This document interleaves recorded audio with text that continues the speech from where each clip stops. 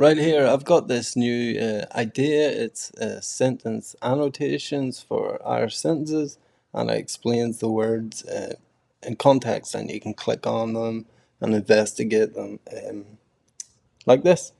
So take a look and let me know. Do you like the concept? Do you think it's cool?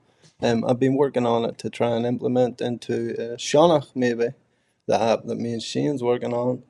But I was also thinking maybe I could just release this, on sionnach.app, and people could play around with it or something. Yeah, but let me know.